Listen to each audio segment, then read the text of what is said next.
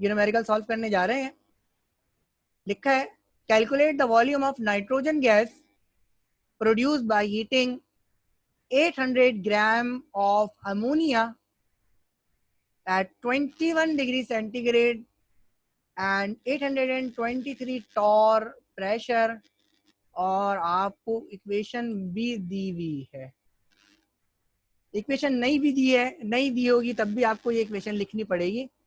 देखते हैं ये सवाल किस तरह होगा। फैसला करना है जी कि ये सवाल क्या इक्वेशन ऑफ स्टेट का है या नहीं। देखते हैं जी। तो चार चीजें को इल्म होना चाहिए हमारे पास। वॉल्यूम का वॉल्यूम, नंबर 2 मास, नंबर 3 टेम्परेचर, नंबर 4 प्रेशर। तो चार चीजें इस न्यूमेरिकल में, चार इंफॉर्मेशन आपके पास हैं। और जब भी ये चार इंफॉर्मेशन आपके पास होती हैं, कौन कौन सी जी? वॉल्यूम, मास, टेम्परेचर और प्रेशर। तो ये न्यूमेरिकल किसका बन जाता है? इक्वेशन ऑफ स्टेट का बन जाता है। और जब इक्वेशन ऑफ स्टेट का न्यूमेरिकल होता है तो आप ये फार्मूला यूज करते हैं, P is equal to NRT। और इन यूनिट्स का आपको ख्याल रखना पड़ता है जी। तो इस न्यूमेरिकल में अगर आप देखें तो टेम्परेचर को कन्वर्ट करना पड़ेगा, प्रेशर को कन्वर्ट करना पड़ेगा। इक्वेशन हमें क्यों दी है, या इक्वेशन नहीं दी होती तो मैंने क्यों कहा कि इक्वेशन की जरूरत पड़ेगी, तो इसको देखते हैं जी। लिखा जरा इसको गौर से पढ़ें तो लिखा है calculate the volume of nitrogen gas.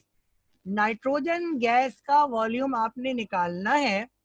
और जो मास आपको दिया हुआ है वो नाइट्रोजन का नहीं दिया हुआ, बल्कि किसका दिया हुआ है? अमोनिया का दिया हुआ है। ठीक है जी। क्योंकि इस न्यूमेरिकल के अंदर खास बात यह है कि सारी की सारी इंफॉर्मेशन किसी एक मैटर के लिए होनी चाहिए। यानी अगर ये सारी की सारी इंफॉर्मेशन नाइट्रोजन के लिए होती, यानी ये 800 ग्राम नाइट्रोजन का मास होता, तब तो हम बहुत आराम से इस न्यूमेरिकल को सॉल्व कर सकते थे। लेकिन अभी आपने इस न्यूमेरिकल में आके को थोड़ा सा रुक के सॉल्व करना पड़ेगा। और सबसे पहला काम क्या करना पड़ेगा जी कि अमोनिया स्टोइचियोमेट्री का रिएक्शन की स्टोइचियोमेट्री आपको इस्तेमाल करनी पड़ेगी। और स्टोइचियोमेट्रिक कैलकुलेशन के जरिए अमोनिया से बनने वाली नाइट्रोजन गैस का मास फाइंड करना पड़ेगा, या मोल्स फाइंड करने पड़ेंगे। तो जरा न्यूमेरिकल को जरा देख लिया करें जी। थोड़ा सा और गौर भी आपको करना चाहिए कि न्यूमेरिकल के अंदर जो मास दिया हुआ है, क्या ये उसी गैस का मास है कि जिसका वॉल्यूम आप निकालने जा रहे हैं? अगर उस गैस का मास नहीं दिया हुआ तो इसका मतलब यह है जी कि स्टोइचियोमेट्रिक कैलकुलेशन की मदद से, जो आपने चैप्टर नंबर 1 में सीखा है, डेटा बनाते हैं। लिखा है calculate the volume of nitrogen gas. Nitrogen gas का वॉल्यूम निकालना है। आपने लिखा वॉल्यूम नाइट्रोजन गैस का हमें रिक्वायर्ड। आगे लिखा हुआ है जी produce by heating 800 gram of ammonia. जो मास आपको दिया हुआ है वो नाइट्रोजन का नहीं है, बल्कि वो किसका है? अमोनिया का है। और वो कितना है? वो आपके पास 800 ग्राम है। इसलिए मैंने यहाँ पे मेंशन कर दिया है कि ये मास अमोनिया का है। और जो वॉल्यूम निकालना है वो किसका निकालना है? नाइट्रोजन का निकालना है। आगे चलें तो आपको टेम्परेचर दिया हुआ है। और टेम्परेचर आपको कितना दिया हुआ है? ये दिया हुआ है 21 डिग्री सेंटीग्रेड। प्रेशर आपको दिया हुआ है 823 टॉर। तो आपने लिखा pressure is equal to 823 torr. फैसला करना है जी क्या ये इक्वेशन ऑफ स्टेट का सवाल है या नहीं। तो चार चीजें, वॉल्यूम, मास, टेम्परेचर, प्रेशर के बारे में हमारे पास इंफॉर्मेशन है। यानी ये इक्वेशन ऑफ स्टेट का न्यूमेरिकल है। और जब भी इक्वेशन ऑफ स्टेट का न्यूमेरिकल होता है तो हमें किसकी जरूरत पड़ती है? आर की जरूरत पड़ती है। और उसकी वैल्यू क्या होती है? 0.0821 एटमॉस्फेयर डेसीमीटर क्यूब पर केल्विन इंटू मोल। अगला काम हमने क्या करना होता है जी? अगला काम हमने ये करना होता है जी कि हमें यूनिट को कन्वर्जन करना होता है। तो हमने क्या देखा जी कि प्रेशर की यूनिट क्या एटमॉस्फेयर में है? तो हमने देखा जी ये एटमॉस्फेयर में नहीं है। तो हमें क्या करना पड़ेगा? इसे एटमॉस्फेयर में कन्वर्ट करने पड़ेगा। और एटमॉस्फेयर में कन्वर्ट करने के लिए हमें क्या करना पड़ता है? इसको 760 से डिवाइड करवाना पड़ता है। जब आप इसको 760 से डिवाइड करवाएंगे तो आपके पास जवाब आ रहा है 1.083 एटमॉस्फेयर। हमने देखा जी वॉल्यूम आपने निकालना है तो ये डेसीमीटर क्यूब में ऑटोमेटिकली आपके पास आएगा।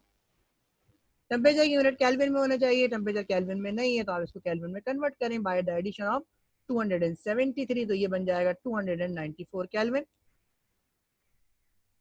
न्यूमेरिकल को आगे लेके चलते हैं। अब सबसे पहला काम क्या है जी कि आपको सबसे पहले तो इस इक्वेशन को देखना चाहिए कि इक्वेशन दी हुई क्यों है। खैर ये इक्वेशन दी हुई आपके लिए बहुत आसान बनी है कि ना, इसका कोई ना कोई इस्तेमाल होगा, तो इसका देखते हैं क्या इस्तेमाल है। और दूसरी चीज क्या है जी,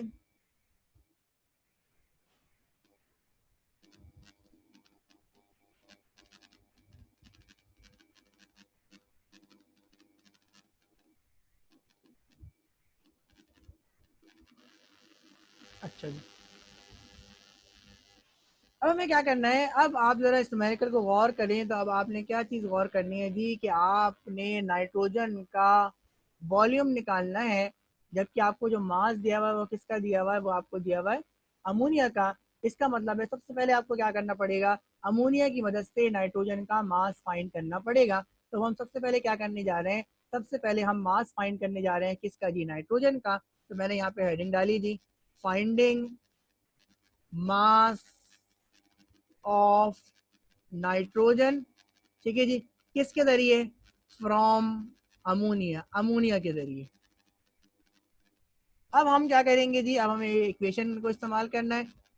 2NH3 किसके बराबर है, N2 प्लस 3H2।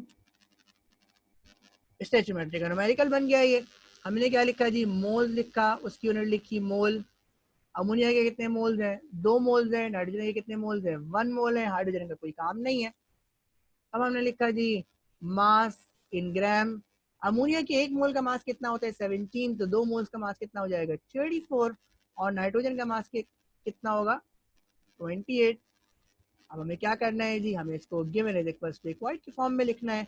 गिवन हमारे पास क्या है, अमोनिया का मास, तो आपने इसके मोल्स के मास को क्या किया, अंडरलाइन किया और यहाँ पे लिखा जी जी का मतलब है गिवन। और नाइट्रोजन का मास हमने निकालना है, इसलिए इसको मार्क करके क्या लिखा जी, रिक्वायर्ड। आपने किस तरह लिखा जी, गिवन को लेफ्ट हैंड साइड पे, तो आपने लिखा 34 ग्राम अमोनिया। ये किसके बराबर है, ये बराबर है 28 ग्राम नाइट्रोजन।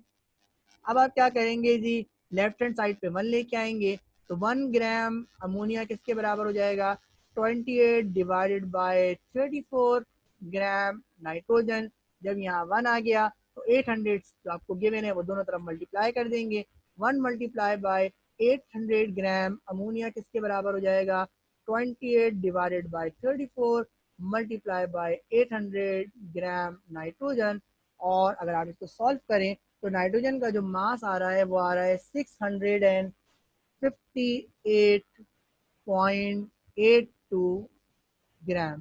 तो अब आपको इस तरीके से आपको नाइट्रोजन का मास पता लग गया।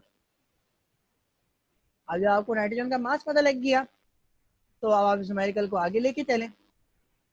अब आपने क्या इस्तेमाल करना है जी, इक्वेशन ऑफ स्टेट इस्तेमाल करनी है। इक्वेशन ऑफ स्टेट का फॉर्मूला क्या होता है, P V equals to NRT. अब आप चेक करें जी कि अब आपके पास कितनी चीज़ें आपके पास मौजूद हैं। तो प्रेशर की वैल्यू आपको क्या है जी, प्रेशर की वैल्यू आपको नोन है। वॉल्यूम आपने फाइंड करना है। नंबर ऑफ मोल्स आपके पास अभी अननोन है।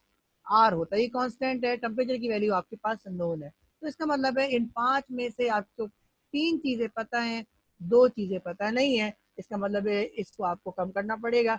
नंबर ऑफ मोल्स आपने निकालने हैं। आपके पास नाइट्रोजन का मास आ गया, तो नाइट्रोजन के मास की वजह से आप क्या निकाल सकते हैं, नंबर ऑफ मोल्स निकाल सकते हैं। तो अगले स्टेप में हम नंबर ऑफ मोल्स निकालने जा रहे हैं। हमने लिखा finding moles of nitrogen. Nitrogen के मोल्स निकालने जा रहे हैं। हम ये जानते हैं जी कि मोल्स किसके बराबर होता है, मोल्स बराबर होता है मास अपॉन मॉलिक्यूलर मास के। मास कितना आपने निकाला है, 658.82। और मॉलिक्यूलर मास नाइट्रोजन का कितना होता है, 28 होता है। तो आपके पास जो जवाब आ रहा है वो आ रहा है जी 23.53 मोल्स। तो ये आपको number of moles of nitrogen पता लग गए। अब आपके पास 4 चीजें पता है, तो आप इक्वेशन ऑफ स्टेट लगा सकते हैं। आपने लिखा फाइंडिंग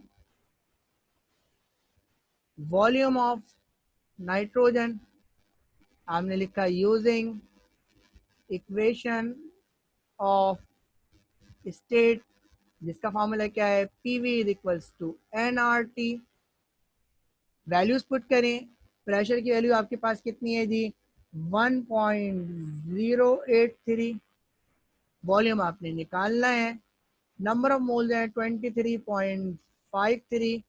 आर की वैल्यू कितनी है, 0.0821।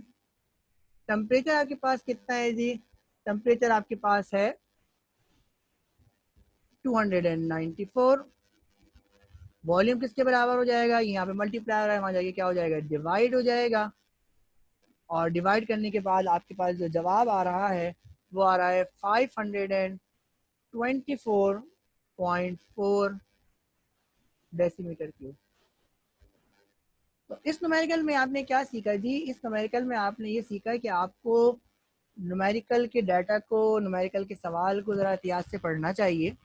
और ज़रा अगर आपको मास के बारे में कोई इन्फॉर्मेशन हो तो आप ज़रा ये देख लिया करें जी कि जो चीज़ रिक्वायर्ड है तो क्या मास उसी चीज़ का दिया हुआ है या नहीं। जिस तरह यहाँ पर आपको जो रिक्वायर्ड था वो नाइट्रोजन का वॉल्यूम रिक्वायर्ड था, और आपको जो मास दिया हुआ था वो किसका दिया हुआ था, वो अमोनिया का दिया हुआ था। ठीक है जी। तो आपने क्या करना पड़ा, आपने स्टोइचोमेट्रिक कैलकुलेशन के थ्रू पहले नाइट्रोजन का मास फाइंड किया, और फिर उसके बाद इक्वेशन ऑफ स्टेट को इस्तेमाल करते हुए इस न्यूमेरिकल को सॉल्व किया।